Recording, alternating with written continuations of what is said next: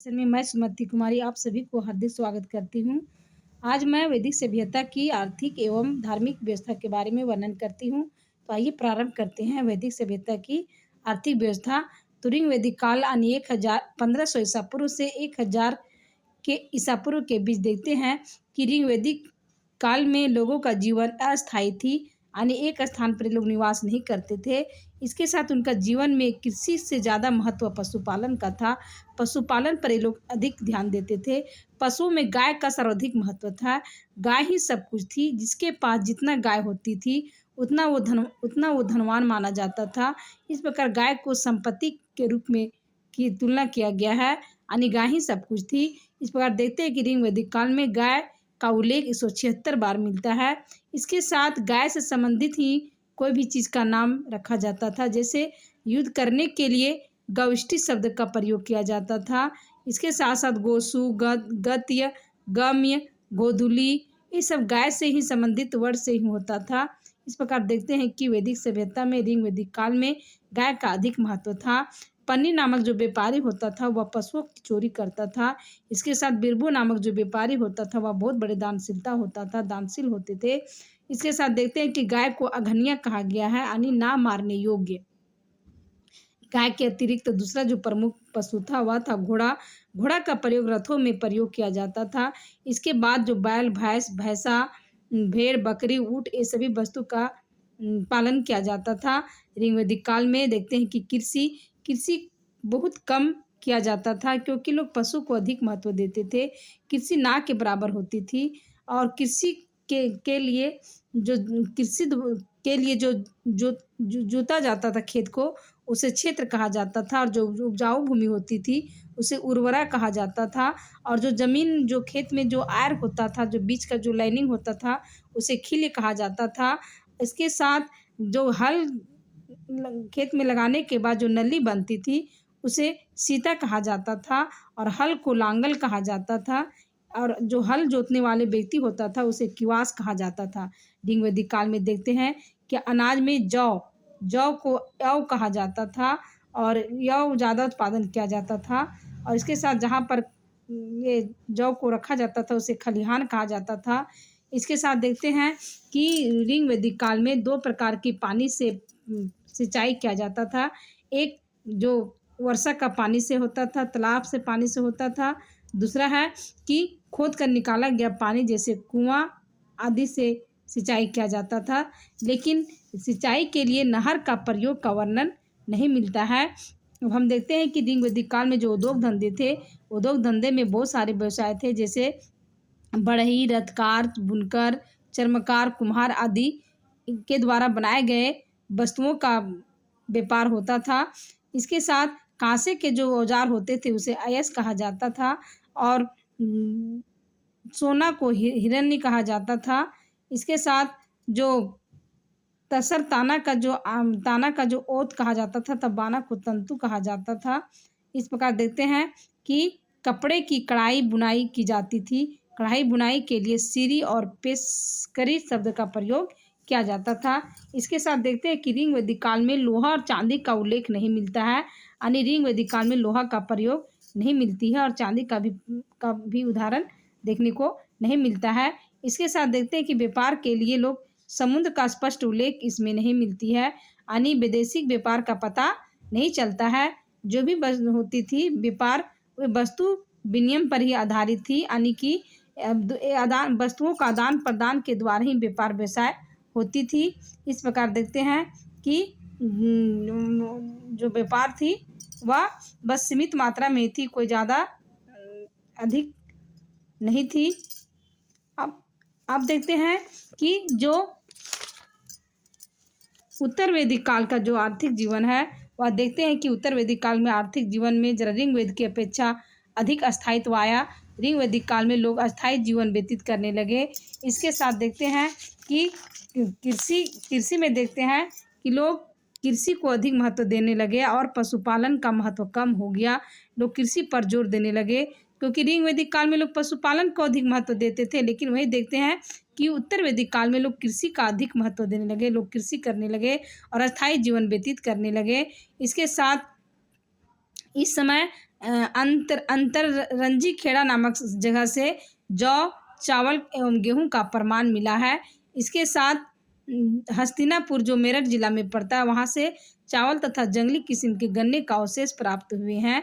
इसके साथ हल के लिए सिर का प्रयोग करते थे और गोबर की खाद के लिए करिस शब्द का प्रयोग करते थे। इसके साथ देखते हैं कि चावल के लिए बिरी कहते थे, चावल को बिरी कहते थे एवं गेहूं को गोधूम कहते थे तथा धान को सली कहते थे। इस प्रकार देखते हैं कि उत्तर वैदिक काल में यानी 1000 ईसा पूर्व से 600 ईसा पूर्व के बीच में कृषि के उत्पादन पर लोग जोर देने लगे, क्योंकि लोहे के आविष्कार हो जाने के बाद कृषि से संबंधित औजारों का प्रयोग होने लगा, जिससे उत्पादन में वृद्धि हो गई। इसके साथ देखते हैं कि इस समय खेती 2 प्रकार की खेती होती थी। जो लोग मेहनत करके खेती करते थे, पैदा की जाती थी, वह एक प्रकार की फसल थी और दूसरा कि बिना खेती किए जो पैदा होती थी फसल। इस प्रकार 2 प्रकार की फसल उत्पादन होने लगी थी। इस काल में सिंचाई का साधन तालाब और कुआं ही था और आकाश भगवान ऊपर से बरसने वाली पानी पर ही निर्भर थे। कभी कभी अनावृष्टि हो जाती थी और कभी अतिवृष्टि हो जाती थी। इसके साथ देखते हैं कि पशुपालन में गाय, बैल, भेड़, बकरी, गधे, सुअर आदि पाले जाते थे। दो धंधे में देखते हैं कि व्यवसाय की सूची में जो व्यवसायी होते थे वे कुलाल यानी कुम्हार होता था। इसके साथ देखते हैं कि रज्जू, सर्ज जो रस्सी बांटने वाले होते थे, धातुओं को गलाने वाले होते थे, कपड़ा रंगने वाले होते थे, चर्मकार होते थे।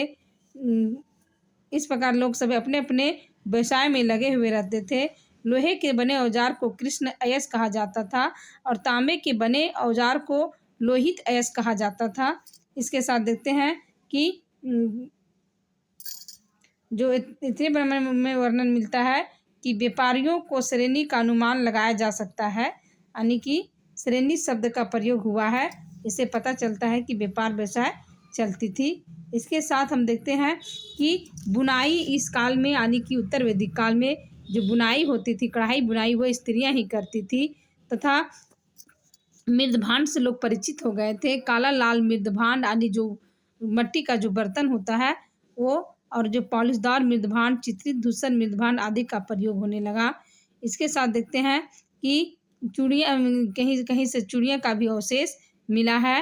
व्यापार व्यवसाय में देखते हैं कि उत्तर वैदिक काल में आर्यों को समुद्र का ज्ञान हो गया था। हम लोग देखें कि वैदिक काल में लोगों को समुद्र का ज्ञान नहीं थी, लेकिन उत्तर वैदिक काल में लोगों का समुद्र का ज्ञान हो गया था और पश्चिमी और पूर्वी दोनों प्रकार के समुद्रों का वर्णन उत्तर वैदिक काल में देखने को मिलता है। लोग समुद्र के द्वारा यात्रा करते थे, इसकी भी चर्चा मिलती है और इसमें किसी न किसी तरह का वाणिज्य और व्यापार का संकेत मिलता है। वस्तु विनिमय पद्धति पर ही आधारित थी, अभी भी वस्तु विनिमय पर ही आधारित थी, यानी कोई भी व्यापार व्यवसाय एक दूसरे को आदान प्रदान के द्वारा ही चलती थी। सिक्कों का भी नियमित प्रचलन नहीं हुआ था, यानी सिक्के का भी तक प्रचलन नहीं हुई थी। कुल मिलाकर उत्तर वैदिक जो अवस्था थी, लोगों का भौतिक जीवन भारी उन्नति हुई थी, क्योंकि लोगों में ऋग वैदिक काल में उन्नति नहीं हुई थी, लेकिन देखते उत्तर वैदिक काल में लोग आगे विकास की ओर आगे बढ़ते जा रहे हैं और लोग अस्थायी रूप से जीवन व्यतीत करना शुरू कर दिए थे। और जो लोगों की घरें होती थी, कच्चे ईंटों की घरों में, लकड़ी के खम्भों पर टिके टट्टी के घरों में रहते थे। इसके साथ देखते हैं कि नगर का उदय बस अभी हुआ नहीं था, पर होने वाले ही था, क्योंकि वैदिक सभ्यता एक ग्रामीण सभ्यता थी। अब हम देखते हैं कि ऋग वैदिक काल का धार्मिक जीवन।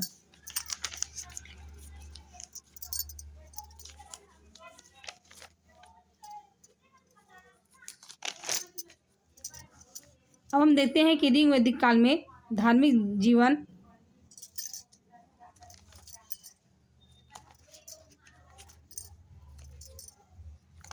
में देखते हैं कि ऋग वैदिक काल का जो धार्मिक जीवन थी वह,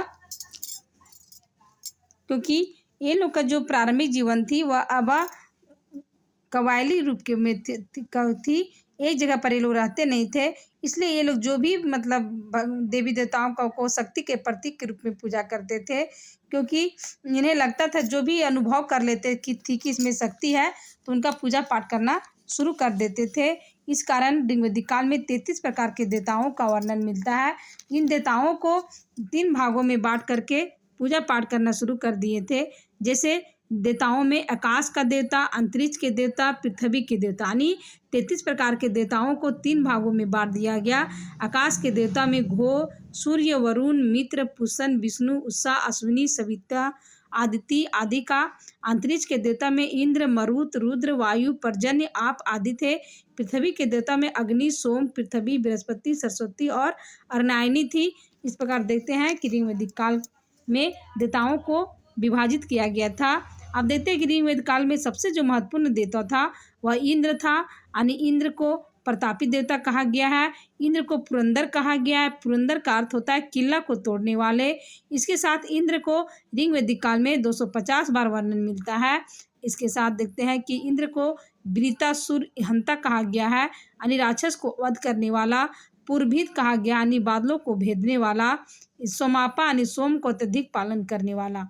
इस पर देखते हैं कि ऋग वैदिक काल का जो सबसे महत्वपूर्ण देवता था वह इंद्र था, और दूसरा जो महत्वपूर्ण देवता है वह अग्नि है। उसका उल्लेख ऋग वैदिक काल में 200 बार वर्णन मिलता है। ऋग्वेद में पहला मंत्र अग्नि की स्तुति से ही प्रारंभ हुआ है।